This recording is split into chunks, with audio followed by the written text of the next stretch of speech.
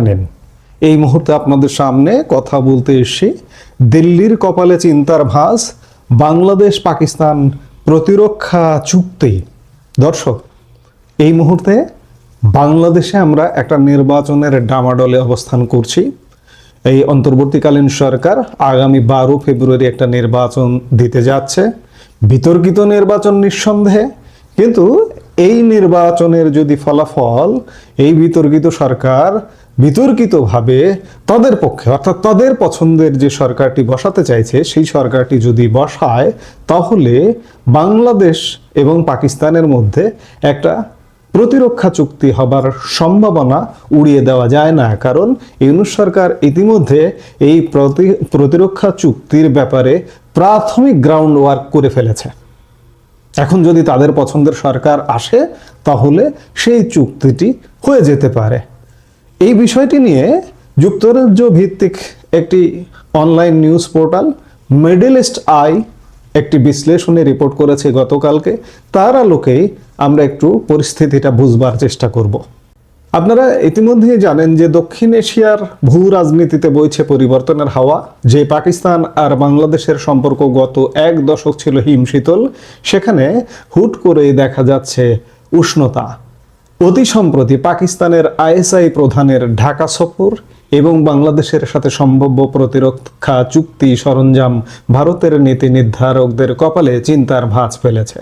Middle east আইয়ের সাম্প্রতিক এক চাঞ্চল্যকর রিপোর্ট বলছে, বাংলাদেশ পাকিস্তান এই নতুন সমীকরণ দিল্লির জন্য তৈরি করছে এক বড় নিরাপত্তা ঝুঁকি। আজ আমরা সেই বিশ্লেষণটাই করবার চেষ্টা করব। কেন বাংলাদেশ ও পাকিস্তানের এই ঘনিষ্ঠতা ভারতের জন্য অ্যালার্ম বেল বা সতর্ক সংকেত হয়ে দাঁড়িয়েছে। মিডল ইস্ট আইয়ের রিপোর্ট অনুযায়ী 2024 সালে শেখ হাসিনা সরকারের পতনের পর থেকে ঢাকার পররাষ্ট্র নীতিতে এক আমূল পরিবর্তন লক্ষ্য করা যাচ্ছে। মিডল ইস্ট আইয়ের রিপোর্ট ছাড়াও আমরা যারা পর্যবেক্ষণ করছি তারা দেখতে পাচ্ছি যে একটা আমূল পরিবর্তন। এটাকে বিশাল পরিবর্তন যদি বলেন, স্বাধীন বাংলাদেশে এতটা পরিবর্তন কখনো পরিলক্ষিত হয়নি। শেখ হাসিনা ভারতের সাথে যে নিরাপত্তা ভারসাম্য বজায় রেখেছিলেন, বর্তমান অন্তর্বর্তীকালীন সরকার সেই বলয় থেকে বেরিয়ে এসে আঞ্চলিক সম্পর্কের বৈরুধ্য খুঁজছে। দীর্ঘ 13 বছর পর পাকিস্তানের কোনো পররাষ্ট্রমন্ত্রী ঢাকা সফর করেছেন কয়েক মাস আগে। আর সবচেয়ে আলোচিত ঘটনা ছিল 2025 সালের জানুয়ারিতে পাকিস্তানের গোয়েন্দা সংস্থা আইএসআই প্রধান লেফটেন্যান্ট জেনারেল আসিম মালিকের ঢাকা সফর। 1971-এর পর যা আগে কখনো ঘটেনি, এবং তাকে উষ্ণ অভ্যর্থনা দেওয়া হয়েছিল। তাকে রিসিভ করেছিলেন বাংলাদেশের একজন সর্বোচ্চ পর্যায়ের general lieutenant general Faizur Rahman. এই সম্পর্কের সবচেয়ে বড় চমক হলো বাংলাদেশ ও পাকিস্তানের সম্ভাব্য কৌশলগত প্রতিরক্ষা চুক্তি। মিডল ইস্ট আই বলছে, পাকিস্তান ও সৌদি আরবের মধ্যে যে ধরনের প্রতিরক্ষা সহযোগিতা রয়েছে, বাংলাদেশও এখনো সেই পথেই হাঁটতে পারে।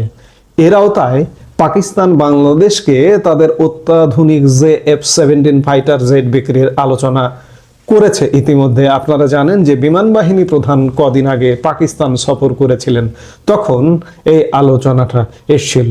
ভারতের ভয় এখানেই, যদি বাংলাদেশের পূর্ব সীমান্ত পাকিস্তানের সামরিক উপস্থিতি বা প্রভাব বৃদ্ধি পায়, তবে ভারতের 7 সিস্টার্স বা উত্তর পূর্বাঞ্চলীয় রাজ্যগুলোর নিরাপত্তা হুমকির মুখে পড়তে পারে। বিশেষ করে সম্প্রতি ডক্টর ইউনূসের সাথে তুরস্ক ও পাকিস্তানের প্রতিনিধিদের বৈঠকে গ্রেটার বাংলাদেশের একটি মানচিত্র নিয়ে ভারতে যে তোলপাড় সৃষ্টি হয়েছিল, তা দিল্লির আশঙ্কাকে আরো বাড়িয়ে দিয়েছে। ভারতীয় বিশ্লেষক রবীন্দ্রনাথ সচদেব বলছেন, বাংলাদেশে জাতীয়তাবাদের সংজ্ঞায় পরিবর্তন আসছে। আগে যেখানে ভাষাগত পরিচয় মুখ্য ছিল, এখন সেখানে ধর্মীয় পরিচয় বা মুসলিম ফার্স্ট ধারণা শক্তিশালী হচ্ছে।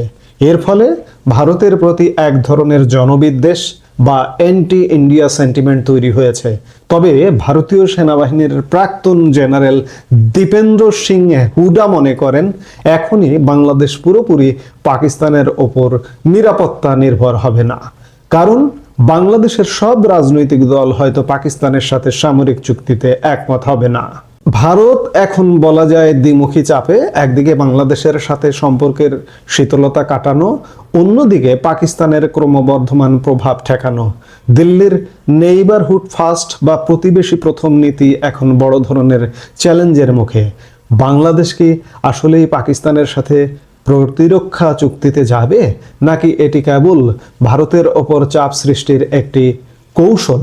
আর এই বিষয়গুলো নির্ভর করবে আসন্ন 12 ফেব্রুয়ারির নির্বাচন। 12 ফেব্রুয়ারির নির্বাচনে যদি এই চুক্তি করবার মতো সরকার আসে, বিশেষ করে আমি সরাসরি যদি বলি জামায়াতে ইসলামী যদি আসে, জামায়াতে ইসলামী পাকিস্তানের আশীর্বাদ পুষ্ট একটি রাজনৈতিক দল এবং তাদের মূল ভিত্তিভূমি পাকিস্তানে। কাজে জামায়াতে ইসলামী যদি ক্ষমতায় আসে, তাহলে বাংলাদেশ এবং পাকিস্তানের মধ্যে একটি প্রতিরক্ষা চুক্তি হওয়াটা অসম্ভব নয়।